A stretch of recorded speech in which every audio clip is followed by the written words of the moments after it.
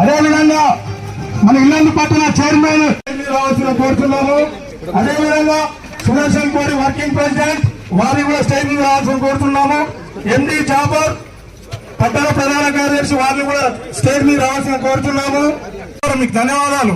16వ ward Satish గారు మీరే నిలబడ్డారు.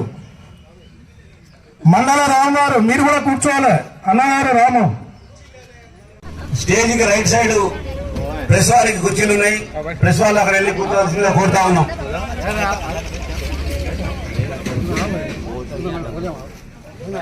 ఈరోజు కార్యదర్శి ఎండి జాఫర్ గారు, లింగాల జగన్నాథం గారు, 1వ వార్డు కౌన్సిలర్ వారా రవి గారు,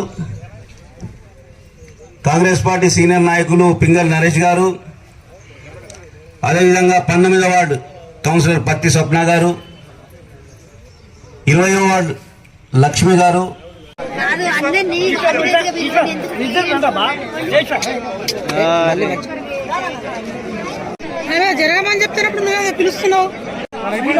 మహిళలు మహిళలు మదరమ్మ గారు, సునీత గారు, నాగరాజ్ గారు,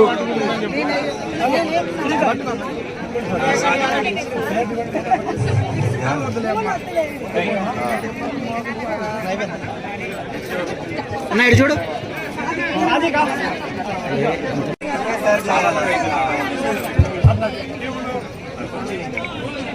నెక్స్ట్ 19వ వార్డు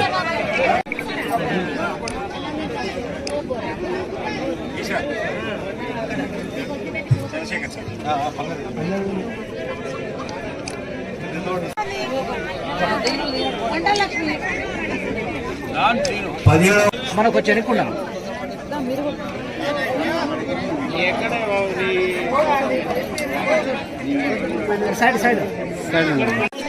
నెక్స్ట్ 14వ వార్డు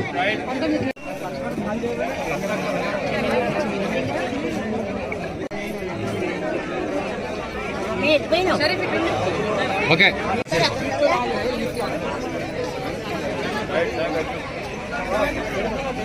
రావూరి మంజుల గారు,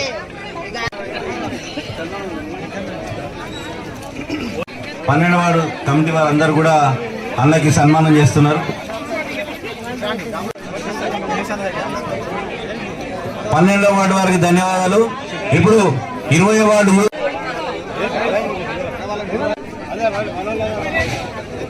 పొట్ల శ్రీనివాస్ గారు, చిన్ని గారు, మణిరాజు గారు, వీరందరూ కూడా 22వ వార్డు నుంచి సిద్ధంగా ఉండాలి. వీళ్ళందరూ కూడా 13వ వార్డు నుంచి లక్ష్మి గారు, వెంకట లక్ష్మి గారు, రాజేందర్, 24 వార్డుల నుంచి వచ్చినటువంటి ముఖ్య నాయకులందరికీ కూడా నమస్కారం. మన ఇల్లందు ప్రాంతం కాంగ్రెస్ పార్టీకి ఒక ప్రత్యేకత ఉంది. కంటిన్యూషన్ గా మనం ఇది 3వసారి కాంగ్రెస్ పార్టీని గెలిపించుకోవడం జరిగింది. అంటే ప్రజలందరూ కూడా కాంగ్రెస్ పార్టీని ఎంత ఇష్టపడతారు అనేది మనం మొన్న జరిగినటువంటి ఎలక్షన్లో అత్యధిక మెజార్టీ నుంచి గెలిపించిన ప్రజలందరికీ కూడా మనం ధన్యవాదాలు తెలియజేయాలా. మనం దీన్ని ఎప్పటికీ కూడా ఈ రకంగానే ఇలాగే నిలుపుకోవాలా. గతంలో చేసినటువంటి ప్రభుత్వం మన ఇల్లందు శాసనసభ్యులు హరిప్రియ గారు, వారి యొక్క షాడో ఎమ్మెల్యే, వారి అనుచరులు, వారి నాయకులు, వారి కార్యకర్తలు చేసినటువంటి ప్రవర్తన మనం ఆ రకంగా ప్రవర్తించొద్దు, మనం ఆ రకంగా విచ్చలవిడిగా వ్యవహరించొద్దు అని చెప్పి మీ అందరినీ కూడా కోరుతా ఉన్నా. ఎందుకంటే రాబోయే రోజుల్లో మళ్ళీ కనకయ్య గారికి మంచి పేరు రావాలా, మళ్ళీ గెలవాలంటే మనందరం కూడా చక్కటి సభ్యతతోటి, సంస్కారంతో మనందరం కూడా మెసులుకోవాల్సిన అవసరం ఉంది. మనందరం కూడా కాంగ్రెస్ పార్టీకి వన్నె తెచ్చే విధంగా ఉండాలి, కానీ పార్టీని అవమానపరిచే విధంగా మనం ఎవరం కూడా మెసులుకోవద్దని చెప్పి సందర్భంగా తెలియజేస్తా ఉన్నా. మనకేంటి అధికారం వచ్చింది, మనం ఏం చేసినా చెల్లుతుంది. పోలీసు వాళ్ళు మన మాట వింటారు, రెవెన్యూ వాళ్ళు మన మాట వింటారు, ఎండీ ఆఫీస్ లో మన మాట వింటారు, మున్సిపాలిటీలో మన మాట వింటారు అని చెప్పేసి అనుకోకుండా మనం ప్రజలకు ఏదైతే కావాలనో, ప్రజలైతే ఏదైతే కోరుకున్నారో, మన అధికారం వస్తే, కాంగ్రెస్ పార్టీ వస్తే న్యాయం జరుగుద్దని కోరుకున్నారో ఆ రకంగానే మనందరం కూడా ప్రవర్తించాలని చెప్పి మీ అందరి సభాముఖంగా కోరుతా ఉన్నా. మా మహిళలు శక్తి అనేది చూపించారన్నారు. మరి వారి వెనుక మేము కూడా ఉన్నామన్నారు. వాస్తవం వారు కూడా ఉంటేనే మనం అందరం కూడా ముందుకు వెళ్ళగలిగాం. కాబట్టి మరి పెద్దలు మనం అందరం కూడా కలిసి సోదరులు మహిళా సోదరులు అందరం కలిసి పనిచేయడం వల్లనే ఈ రోజు మన ఇల్లందు నియోజకవర్గం అభ్యర్థిని మంచి మెజారిటీతో గెలిపించుకోగలిగాము. మరి మనం ఏదైతే ఉన్నామో ప్రతి వార్డు వెళ్ళాము, 24 వార్డులలో గడప గడప ప్రోగ్రాంకి వెళ్ళినప్పుడు ప్రతి తలుపు తట్టినప్పుడు వాళ్ళు ఎంతో సంతోషంగా మేము కాంగ్రెస్ పార్టీ వాళ్ళం వచ్చామని ముందు చెప్పాం. వాళ్ళకి చెప్తూ ఉంటే వారైతే ముందుగా వచ్చేసి మేము కాంగ్రెస్ పార్టీ ఇందిరమ్మ గుర్తు, ఏ గుర్తమ్మ అంటే చేతి గుర్తుకి ఓటు వేస్తామని చెప్పినప్పుడు మాలో ఎంతో ఆనందంగా ఆ రోజే కనిపించింది మాకు ఇల్లందు నియోజకవర్గం గెలుపు అనేది. అలాంటిది గెలిపించుకోగలిగాము. ఈ రోజు ఏదైతే ఉందో మన పథకాలు అయితే ఇచ్చారో ఆ పథకాలలో కూడా 2 పథకాలు ముందుగా మన మహిళలకి వర్తించింది కాబట్టి మనం బస్సులో ప్రయాణం చేస్తున్నాం. చాలా హ్యాపీగా కూడా ఉంది. అదేవిధంగా ఇప్పుడు ఆరోగ్యం గురించి కూడా చేశారు. అలాంటివే మరి మన ఇల్లందు నియోజకవర్గం గిరిజన ప్రాంతం, వెనుకబడినటువంటి ప్రాంతం, అలాంటి ప్రాంతాలలో కూడా విద్య కానీ, వైద్యం కానీ, వ్యవసాయం కానీ, సంక్షేమ పథకాలు కానీ ఇలాంటివన్నీ కూడా సాధించుకోవడానికి మంచి మెజార్టీతో మన అభ్యర్థిని గెలిపించుకున్నాం. పెద్దలు వారు అన్ని వేళల్లో అందుబాటులో ఉంటారు. మరి మీరు ఏ ఇబ్బంది పడకుండా కూడా మరి వారి దగ్గరకు వచ్చి ఇవన్నీ కూడా మనం సాధించుకోవాల్సినటువంటి బాధ్యత వారికి మరి ఉంది. మనం అందరం కూడా ఒక్కసారి వారికి కృతజ్ఞతలు, నమస్కారాలు తెలియజేసుకుంటూ ముగిస్తున్నాను. రాష్ట్ర వ్యాప్తంగా ఇల్లందు వైపు చూసే విధంగా 1,10,000 ఓట్లు సాధించి 57,309 ఓట్ల మెజారిటీతోటి గెలుపొంది ఈరోజు పెళ్లి కొడుకుగా మనం ముందుకు వచ్చినటువంటి కనకన్న గారికి శుభాకాంక్షలు తెలియజేస్తూ దీంట్లో భాగస్వాములు అవుతున్నటువంటి చాలా సంతోషం. ఇక్కడ 2-3 అంశాలు మాత్రమే తెలియజేసి ముగిస్తాను. ఇక్కడ ఇంతకుముందు సోదరులు చెప్పినట్టు కాంగ్రెస్ పార్టీ ప్రాణంగా ఎన్ని కష్టాలు వచ్చినా నష్టాలు వచ్చినా పార్టీల్లో ఉంటూ పునాదులుగా నిలబడ్డటువంటి నాయకులు, కార్యకర్తలు ఒకవైపు, అదేవిధంగా అన్నకి పదవి ఉన్నా సరే అక్కడ జరిగేటువంటి ఇబ్బందులన్నింటి దృష్టిలో పెట్టుకొని ప్రజలకి సేవ చేయాలనేటువంటి అంకితభావంతో కనకన్న ద్వారా వచ్చినటువంటి నాయకత్వం ఒక పక్క, నియోజకవర్గంలో మొత్తం కూడా ఇబ్బందులు పడుతూ ఆత్మాభిమానం దెబ్బతింటున్న పరిస్థితులు వచ్చినటువంటి నాయకత్వం ఒకవైపు, అందరూ కలిసి ఒకే బాటలో ఒకే లక్ష్యంతో ముందుకొచ్చేసి ఎక్కడ కూడా ఎవరు కూడా అహంకారంతో ముందుకు పోకుండా సమన్వయంతో ముందుకు తీసుకెళ్ళి ఈరోజు ఈ భారీ మెజార్టీలో భాగస్వాములైనటువంటి అందరం కూడా దీంట్లో భాగస్వాములైనాం. దానికి ఎంతో సంతోషపడుతూనే ఇక్కడ కొన్ని రకాలుగా అనుకోవచ్చు. సరే, పాతవారు ఎట్టి పరిస్థితుల్లోనూ కాంగ్రెస్ పార్టీకి ఆ యొక్క సిద్ధాంతానికి కట్టుబడి ఉన్నారు. అదేవిధంగా మాతో పాటు వచ్చినటువంటి నాయకత్వం కూడా అధికారాన్ని విడిచిపెట్టి అధికార పార్టీలో ఉండి కూడా అక్కడ ఆత్మాభిమానం చంపుకోకుండా దీంట్లోకి వచ్చినామంటే ఆ కమిట్మెంట్ తోటే ఇదే పార్టీలో ఇదే నాయకుడిని గెలిపించడానికి నిత్యం కష్టపడేటువంటి వాస్తవం కూడా మీకు తెలుసు. మరి ఇన్ని రకాలుగా ఉన్నటువంటి మనందరం కూడా భవిష్యత్తులో రాబోయేటువంటి ఏ ఎలక్షన్లు కావచ్చు, గత ఎన్నో సంవత్సరాలుగా పార్టీ కోసం కష్టపడుతున్నటువంటి సైనికుల లాంటి నాయకులను కూడా కాపాడుకోవాల్సినటువంటి బాధ్యత ఇక్కడ ఉన్నటువంటి నాయకత్వం మీద ఉందని చెప్పి నేను తెలియజేస్తా ఉన్నా. ఎందుకంటే చాలా మంది ఏమన్నారంటే ఇప్పుడు వచ్చి ఆ రోజు కనకన్న గెలుపు కోసం మీకు సహాయం చేయలేకపోయినా సైలెన్స్ గా ఉన్నాం అంటున్నారు. వాళ్ళని అట్లే సైలెన్స్ గా ఉంచుదాం. ఎక్కడ కూడా అక్కడే సైలెన్స్, ఎక్కడైతే ఉన్నారో అక్కడే సైలెన్స్ గా ఉండండి. అవసరం వచ్చినప్పుడు మేము పిలుస్తాం అనే విధంగా ముందుకు పోవాలని చెప్పి నేను కోరుకుంటా ఉన్నా. ఎందుకంటే ఇప్పుడు ముందు రావటం అనేది ఒక ఎత్తు, అన్ని టిప్స్ పెట్టి ముందుకు రావటం, కొన్ని రకాలుగా ఇబ్బందులు పడ్డా పార్టీ శ్రేయస్ కోసం, పార్టీ కోసం కష్టపడ్డాం. మరి గోడ మీద పిల్లులాగా ఉన్నటువంటి చాలా మంది ఇప్పుడు ఏదైతే గతంలో పొరపాట్లు జరిగినాయో ఆ పొరపాట్లు జరగకుండా భవిష్యత్తులో ఇన్ని రోజులు పార్టీని నమ్ముకున్నటువంటి నాయకులకే ముఖ్య భూమిక పోషించే విధంగా ముందుకు పోయే విధంగా పార్టీ అధ్యక్షుల వారు పెద్దలు కనకన్న గారు కూడా ముందుకు పోవాలని చెప్పి నేను కోరుకుంటా ఉన్నా. ఇక్కడున్న కార్యకర్తలు కోరుకున్నది కూడా అదే అంశం, మీ అందరికీ తెలుసు. ఎందుకంటే సరే ఇన్ని రకాలుగా వచ్చినప్పుడు రకరకాలుగా ఉంటా ఉంటాయి. నిన్నగాక మొన్న ఈయన వచ్చాడు, ఆయన వచ్చాడు, ఈయన వచ్చాడు అని చెప్పిన ఎవరు వచ్చినా అందరం పనిచేసింది కాంగ్రెస్ పార్టీ కోసం, కనకన్న కోసం మాత్రమే తప్ప ఇక్కడ వర్గాలకు కూడా తావులేదు. ఒక్కటే వర్గం, కనకన్న వర్గం, కాంగ్రెస్ పార్టీ వర్గం అని చెప్పి నేను తెలియజేస్తా ఉన్నా. చాలా గొప్పగా ఇప్పటిదాకా మీరు చెప్పారు, గర్వంగా ఉంది నాకైతే. మహిళలు ఎప్పుడు కూడా కలిసి ఉండరు, కానీ మొన్న కలిశారు. అవునా కదా? అందరు కష్టపడి పెద్ద విజయాన్ని ఇచ్చారు, మామూలు విజయం కాదు ఇది. తెలంగాణ రాష్ట్రంలో 2-3 జిల్లాలు మనకు గొప్ప, అంటే మీరు మీ గొప్పతనం చాలా మరి ఆశ్చర్యపరిచి, మరి ఇంటికాడ వంటలు చేసుకుని చేయడం తెలియదు కదా, పొద్దున్నే డ్యూటీ లెక్క. చికెన్ 8 గంటలకు డ్యూటీకి పోతారు కదా, అంతకంటే గొప్పగా అక్క చెల్లెలందరూ వచ్చి ప్రతి వార్డులో చక్కటి కార్యక్రమం చేపట్టి ఇంత గొప్ప విజయాన్ని ఇచ్చినటువంటి మీ అందరూ కూడా మనస్ఫూర్తిగా మరొకసారి నమస్కారం, ధన్యవాదాలు తెలియజేస్తూ, తెలంగాణ రాష్ట్రంలో అమ్మ సోనియమ్మ గారు చెప్పారు, తప్పకుండా ఇందిరమ్మ రాజ్యం వస్తుంది. మనందరం కూడా తెలంగాణ రాష్ట్రం ఉన్నటువంటి ప్రజలందరూ కూడా ఎస్సీ, ఎస్టీ, బీసీ, మైనార్టీతో పాటు అన్ని కులాలు, అన్ని మతాలను కూడా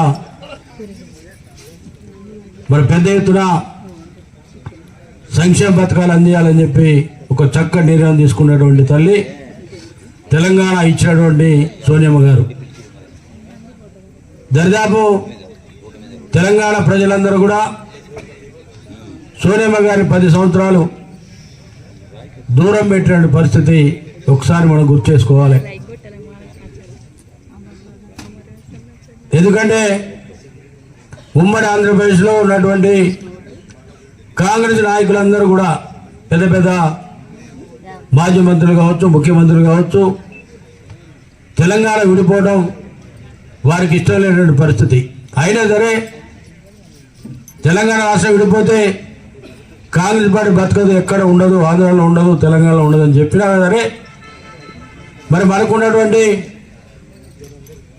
ఉద్యమకారులు, యువత అందరూ కూడా ఆత్మ బలిదానం చేసుకునే సమయంలో మన తెలంగాణలో ఉన్నటువంటి పార్లమెంట్ సభ్యులు కావచ్చు, ఎమ్మెల్యేలు కావచ్చు, అందరూ కూడా ఢిల్లీలో సోనియమ్మ దగ్గర పెద్ద ఎత్తున వారు కూడా అమ్మా తెలంగాణ ఇస్తేనే తెలంగాణ యువత మొత్తం బతుకుతుంది, లేకపోతే తెలంగాణ మొత్తం కూడా యువత అంతా స్మాష్ అయిపోద్ది, తప్పకుండా మనం తెలంగాణ ఇవ్వాలని చెప్పి వారు పెద్ద ఎత్తున సోనియమ్మ గారి దగ్గర, యూపీఏ చైర్పర్సన్ గారి దగ్గర మొరపెట్టిన దశలో వారు కూడా ఇంటెలిజెన్స్ రిపోర్ట్ తెచ్చుకొని తప్పకుండా ఉమ్మడి ఆంధ్రప్రదేశ్లో ఇటు తెలంగాణ అటు ఆంధ్రప్రదేశ్ నష్టపోయినా సరే తెలంగాణ యుద్ధం అని చెప్పి ఆరోజు ఇచ్చినటువంటి పరిస్థితి ఆ రోజు.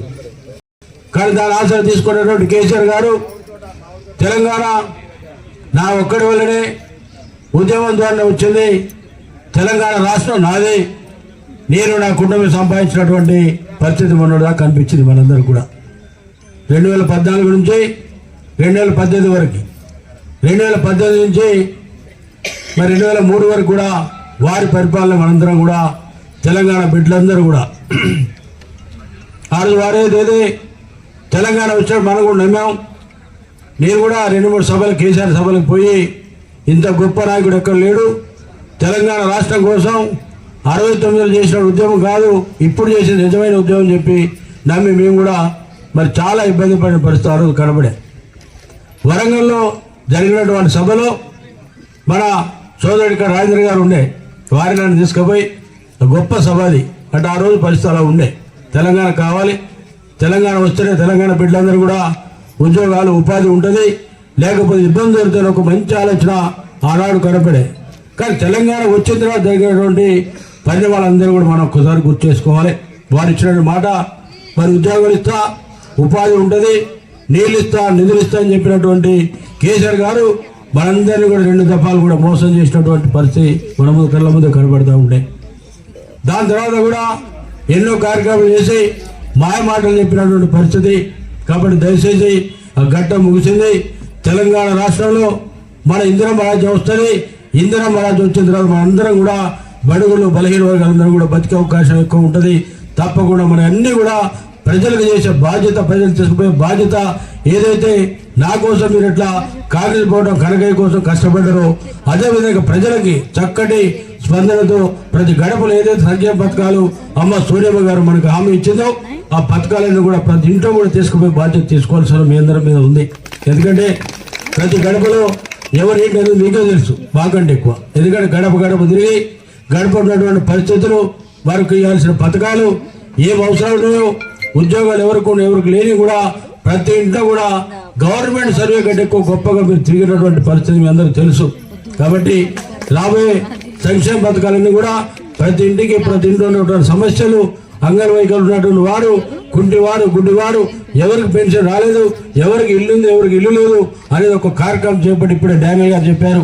మన ప్రీతమ నాయకులు రేవంత్ రెడ్డి గారు ఒకటి చెప్పారు, ప్రతి మరి కౌన్సిలర్కి సంబంధించినటువంటి ప్రతి వార్డులో కూడా ఎలాంటి పరిస్థితుల్లో ఉన్నారు వాళ్ళందరూ కూడా ఒక లిస్ట్ అవుట్ చేసుకుని వాళ్ళు చేయాలని చెప్పి వారు కూడా మరి చెప్పడం జరిగింది. తప్పకుండా ఈ కార్యక్రమాలు అందరం కూడా చేపట్టి దీంట్లో కూడా ఎలాంటి స్పర్ధలు లేకుండా చక్కగా ప్రతి గడపలో ఉండి వారు కూడా లిస్ట్ తయారు చేసుకొని మనం ప్రభుత్వాన్ని పంపిస్తే ఈజీగా మనకు వచ్చే పథకాలు ప్రచారంతో పాటు పంపిణీ చేసే పద్ధతి కూడా బాగుంటుందని చెప్పి ఒకసారి మీరందరూ ఆలోచన చేయాల్సిన అవసరం ఉంది. అంతేకాకుండా మరి సోదరులందరూ కూడా ఒకటే విజ్ఞప్తి చేస్తున్నా, ఇప్పుడు అక్క చెల్లెలకు చెప్పే అన్నదమ్ములు కూడా ఎలాంటి కార్యక్రమాలైనా మరి ఈజీగా తీసుకొని ప్రతి ప్రాంతంలో కూడా ఎల్లందు పట్టు ఉన్నటువంటి ప్రతి ఒక్క ఆడబిడ్డ కానీ అన్నదమ్ములకు కూడా ఎలాంటి పథకాలు వచ్చినా కూడా ప్రజలకు తెలియ విధంగా ప్రయత్నం చేయాల్సిన బాధ్యత ఇద్దరికి ఉందని చెప్పి మరొకసారి మీ అందరూ విజ్ఞప్తి చేస్తూ ఉన్నా. అదే కాకుండా మొన్న చేసినటువంటి కార్యక్రమాలతో పాటు రేపు జరిగేటువంటి ఎన్నికల్లో, రేపు పార్లమెంట్ ఎన్నికలు వస్తాయి.